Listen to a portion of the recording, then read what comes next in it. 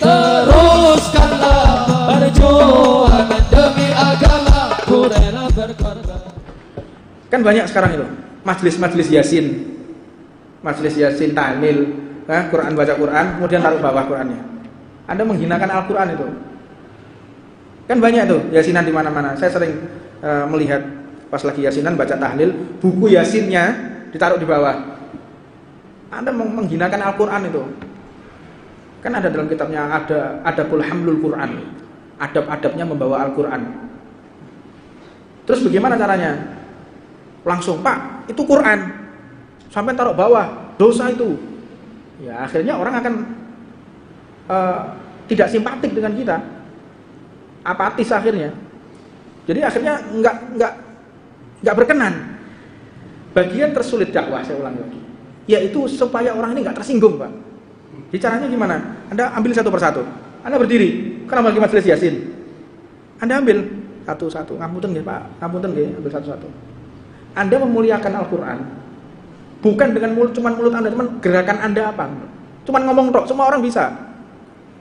Nah, kemudian ketika Anda menyampaikan risalah, Anda menyampaikan risalah Al-Quran, jangan dengan caci maki. Karena caci maki sendiri itu perbuatan mungkar. Hei goblok, itu perbuatan mungkar enggak? Perbuatan mungkar. Lah inilah amar ma'ruf saya di sini. Amar ma'ruf nahi mungkar saya seperti ini.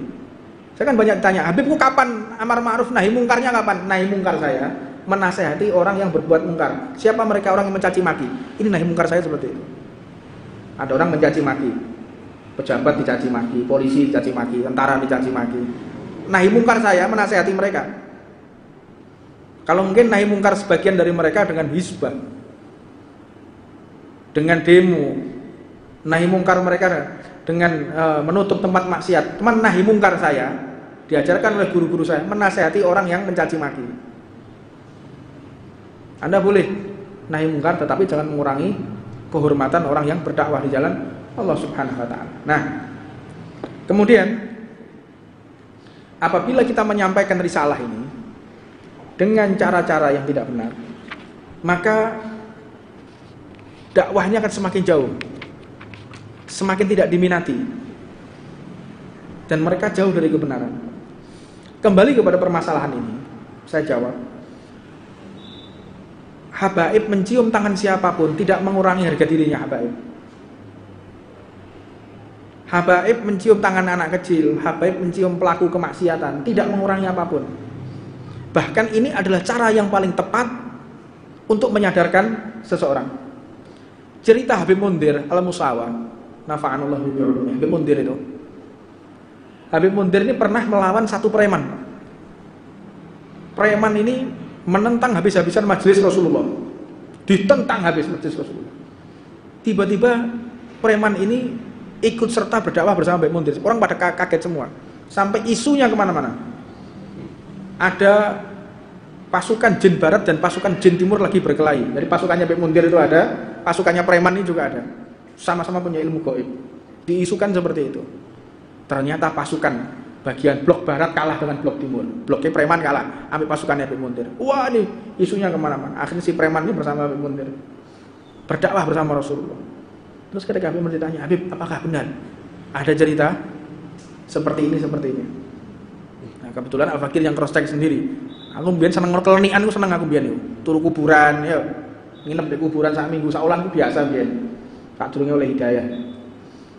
Seneng kelenian. Iku begoni ta kok iku lho nang goni. Turu di kuburan ku sak ulan aku Pak biyen. Turu di kuburan pindah-pindah, turu kuburan. Keliru, salah itu. Nah, akhirnya Al-Fakir langsung tabayunkan, kata beliau, Pak, enggak, itu kalahnya sama saya karena akhlak. Kata beliau. Jadi rajanya preman itu didatangi sama Habib Mundir ketika mau buat majelis Rasulullah, ditentang habis Habib Mundir. Tentang habis-habisan. Kata beliau, mana premannya? Saya mau ketemu. Begitu ketemu, Habib Mundir masuk ke rumahnya beliau. Habib Mundir masuk, dicium tangannya preman tadi. Sampai Mundir, dicium tangannya Habib Mundir. Sampai Mundir dicium. Tangannya preman itu dicium, bayangin sama Habib Mundir. Diminta doa, Pak, mohon petunjuknya. Kami ini anak-anak muda, mohon petunjuk dari Bapak. Apabila kami ini mengganggu jalan, mungkin kami ini ada yang salah, mohon nasihat.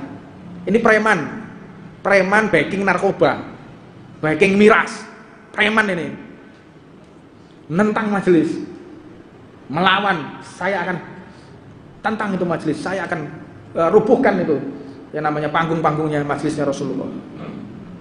Bukan dilawan dengan kekerasan, Pak. Masuk, dicium tangannya sama Mundir. Apa yang terjadi? Apakah turun harga dirinya Habib Mundir? Tidak. Justru malah diangkat derajatnya oleh Allah Subhanahu wa taala. Cium. Kata premannya, "Ya Allah, saya ini sudah umur 60 tahun lebih, belum pernah anak-anak saya ini mencium tangan saya. Justru engkau seorang guru ngaji, seorang ustaz, seorang habaib mencium tangan saya. Ya Allah, luluh hati saya. Berarti Anda ini jalan yang benar. Saya mau ikut majelisnya Rasulullah. Allahumma sholli ala sayyidina Muhammad." Luar biasa. Hah? Jangan dikira orang itu mencium tangan terus harga dirinya rendah. Enggak ada. Kami ini dididik oleh bapakku, ya. Dididik sama orang tua kita, kakek-kakek kita, para habaib. Cium tangannya siapapun, jika itu memungkinkan. Tapi kalau sudah ribuan jamaah, gimana cara ciumnya? Nyonyor ya aku, Pak, akhirnya. Tidak mungkin. Tidak bisa. Semampu-mampunya. Nah, ini pun terjadi kepada Sayyidina Syekh Abdul Qadir Jailani. Sayyidina Syekh Abdul Qadir Jailani itu, beliau seorang wali kutub rojone wali Sultanul Aulia. Ya, Sultanul Aulia, jalan Sayyidina Syekh Abdul Qadir Jailani. Ketika di tengah jalan ada pemabuk memanggil dengan panggilan yang tidak pantas. Ya Abdul Qadir, Dir Qadir, ini cara Tuban. Dir Qadir, Syekh Abdul Qadir Jailani diceluk. Kayak misalnya aku sampean ana ulama ya. Pas lagi sama laskar, lagi sama majelis ya. Husain. Oh, dikamplangi sampai di laskar iki. Nah, itu terjadi kepada Sayyidina Syekh Abdul Qadir Jailani. Iki aku wong ngampu meneh Syekh Abdul Jailani. Saya enggak ada apa-apanya dibandingkan debunya Syekh Abdul Jailani, lebih afdal debu yang menempel di sandalnya Syekh Abdul daripada anak. Nah, itu Dir Qadir celok. Ngelama ini. Mabuk, dia dalam keadaan mabuk berat. Lebih nggih napa dalem nah gitu. Seje biar awake seje. Jajal aku celuk ngono, kamplang laskaran. Beda, Pak. Ini sebagai ibrah, sebagai contoh ya, pelajaran, tarbiyah buat kita.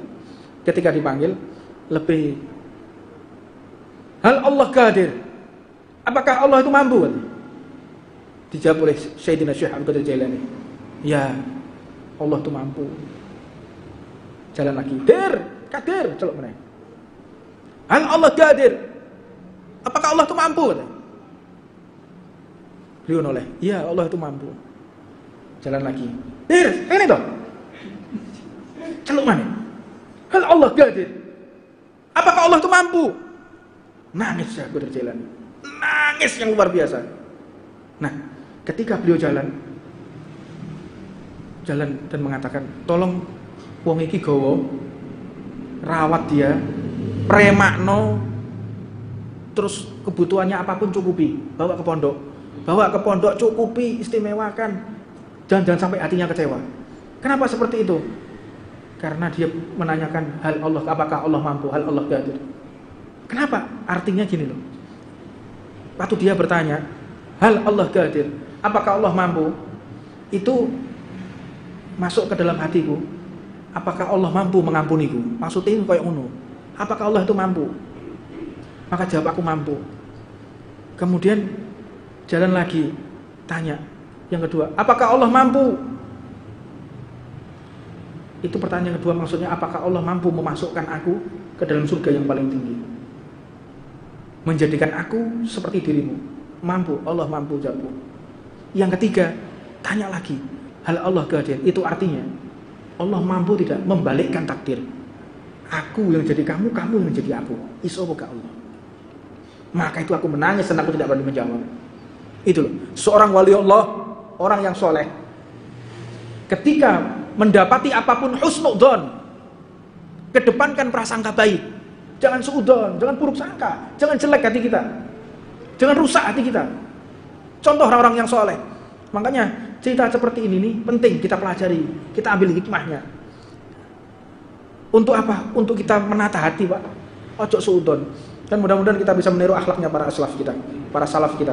Dan jangan mudah kita men-share video yang sifatnya itu adalah adu domba. Hati-hati Pak. Jangan kita ikut serta.